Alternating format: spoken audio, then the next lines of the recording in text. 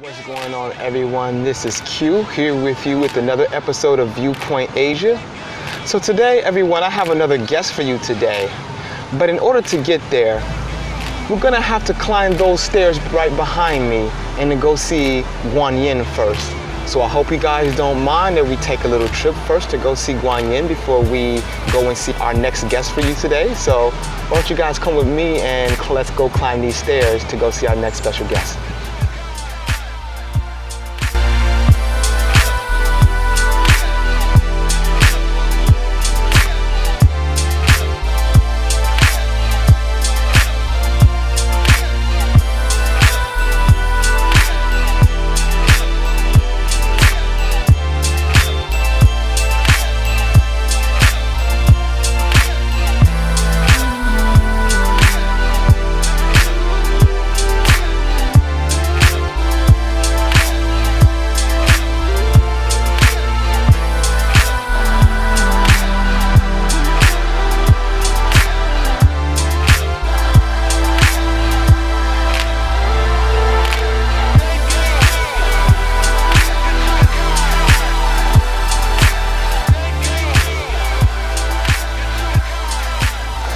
All right, Viewpoint Asia, here is the place that I have for you today. It's called the Haile Resort, here located in Pattaya, Thailand. It is a consortium of hotel buildings that is owned by the Amigo group, which is based inside of India. So why don't we go and take a look inside and just see who our special guest is for you today. All right, Viewpoint Asia, here is the special guest that I have for you today. Sir, why don't you introduce yourself for our audience today? I'm Debayan Basu, Indian, living in Pattaya, Thailand. I'm the CEO of Amigo Group. We're into construction, hospital management, and sports management. So, sir, can you tell us a little bit about your business? Where is your business located out of, and what do you guys specifically do? We are based out of Thailand, India, and America. I take care of the Thailand enterprise. So we have a hotel, we have a construction coming up in Jomtien, and we also manage the Pattaya Cricket Club. So we are a little bit into sports management, and here we also run a club inside. We have a restaurant, and we, of course, trying to expand our business, getting into more of different verticals, picking up more lands, and that's it. Do you expect the economy of Pattaya to rebound during this high season? Personally, I don't see that there was a dip in the Pattaya economy. Yes, small businesses have its teething problem, but that's because of too much of competition around. There are multiple players within the same sector because of which this problem has arose. And it is not with Pattaya, it is with everywhere. I have seen businesses in India collapsing, businesses in Hong Kong collapsing. It is just because there are too many players. The entry barriers are less. Probably that is the reason why the businesses are collapsing. Why do you think there are so many businesses collapsing at this time? When there are multiple players working in the same sector, the margin diminishes. That is one reason. You cannot do your business with a smaller margin today. Number one. Second point, the cost of real estate has gone high. There's artificial growth of real estate everywhere across the globe. So whenever a new entrepreneur takes up a new venture, majority of his investment gets into the real estate, whether it's a rental purchase or outright purchase. Most of your working capital when gets into the real estate, you really don't have much capital left to run your business. This is one of the reasons why most of the business is collapsing today. My advice for smaller enterprises, do not invest much into real estate. Have a small setup, and you have to have good amount of working capital to see your bad days. The largest economies in the world are all forecasting a recession. How will this affect businesses in Pattaya? The beauty of Pattaya is majority of the business in which we are based on tourism. Yes, there's a little bit of dip in the business because of the strengthening of baht that is happening here, but I really don't see that tourism in Pattaya is actually going to go down. It's a very, very big business here, and it's actually an economical destination for anybody to come and visit this place. The majority tourists here today are Indians, the Chinese and the Arabs. These are the people where they will not find any affordable destination apart from Pattaya. So I really don't think so that the tourism business in Pattaya is ever going to go down. Yes, we have infrastructure businesses here, we have industries here, they are affected with the global meltdown, but not the tourism business.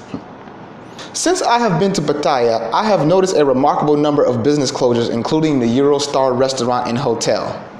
This has happened before the start of the high season. The world's largest economies are all sliding into recession. Given this information, do you think Thailand has already entered into a recession? No, I really don't think so. The examples that you have given me, there are big hospitality companies, but again they have collapsed because probably lack of working capital with them. Secondly, there's a price war. When the competition increases, everybody tries to lower the prices. Your fixed cost remains the same, your infrastructure cost remains the same, your revenue comes down if you lower the price. This is the reason why this business are closing down. My advice, never ever degrade your product, keep the prices the way it is, you will be able to survive the business. Many businesses in Pattaya have borrowed money from the banks to cover the losses of business after 2008. If Thailand enters into a technical recession or a downturn, what will happen to these businesses? This is another reason why business closed down. We as a company, we never borrow money. The minute you start borrowing money, you end up working for the bank.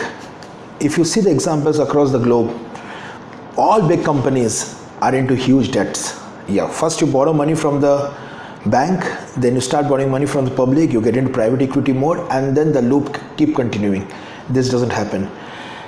Keep doing business with whatever little money you have, try to grow slowly, organically, I think you'll survive. But the minute you start borrowing money from bank, you will collapse. Do you think that these businesses who borrow money from the banks, do you think they will be able to renegotiate the terms of their loans with their lenders? I don't think the banks are going to agree. If they renegotiate, the banks will collapse, for sure. Because I know people here who borrowed big sum of money, they are not even able to cater the interest with the revenue of the businesses, whatever business they are in. So they are already into the vicious cycle where it's very difficult for them to get out. So my suggestion again, sell the business, sell the assets what you have, try to clear all the debts and probably start afresh. If the businesses are unable to pay off all their debts with the assets that they have, then what will become of the remaining balance of their loans if their assets have been all sold off? So that's where the bankruptcy acts are all designed.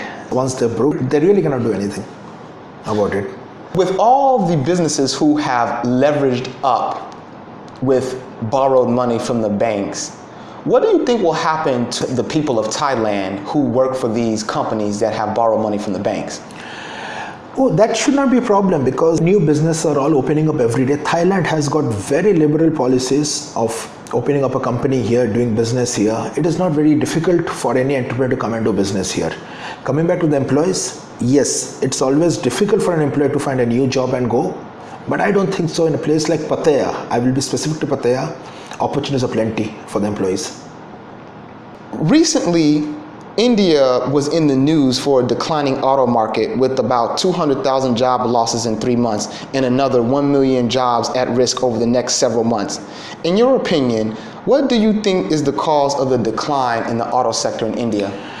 The problem is not only with the auto sector, the problem is with the textile sector, the leather sector. Most of the industries today, not specifically India, everywhere, is not doing well. Again, because of all the reasons that I have specified. But India is a very robust economy. India, if you have seen the news 3-4 days back, the government has pumped in money from the reserves which they had in the Reserve Bank of India.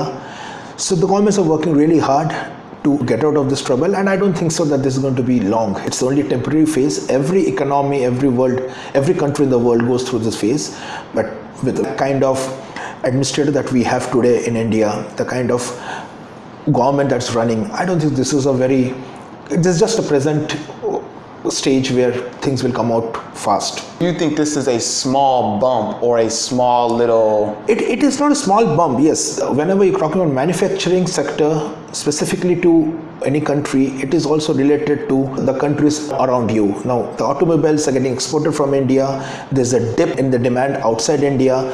The raw material costs have gone high because when India starts importing, the dollars have strengthened, the currency has weakened. So these are a lot of economic factors that has led for this present crisis in the automobile sector and other sectors in India. But then these are all temporary phase. I'm very sure that the country will come out of this.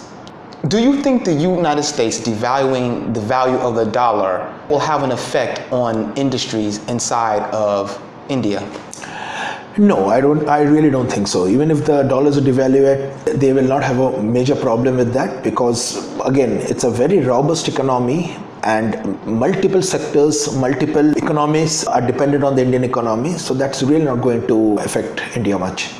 Recently, Mark Carney, a former central banker, made headlines when he called for the US dollar to be replaced with an internationally backed digital currency.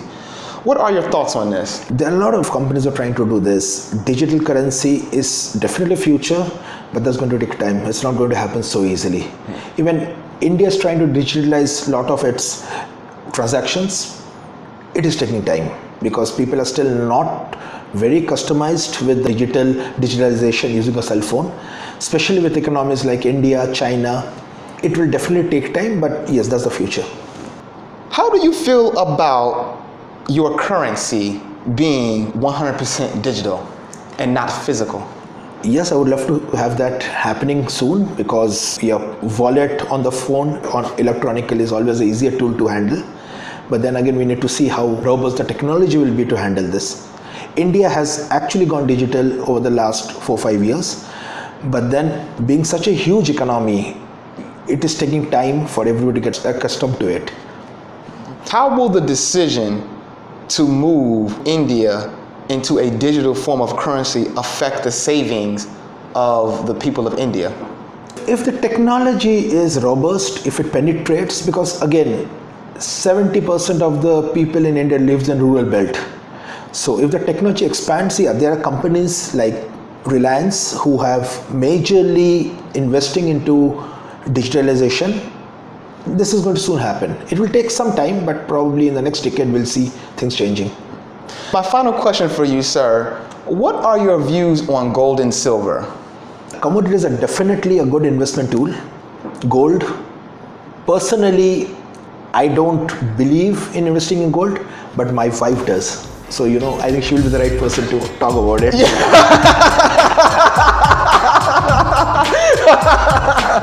All right, everyone. This has been Q with another episode of Viewpoint Asia. Here with you with Debayan Basu, CEO of Thailand Amigo Group. So if you guys are ever interested in viewing some property, or if you're ever looking for any kind of business expansion, please make sure you look up Mr. Debayan Basu here in Thailand. So you guys have a good day. You guys be blessed, and may the Most High smile upon all of you. Thank you.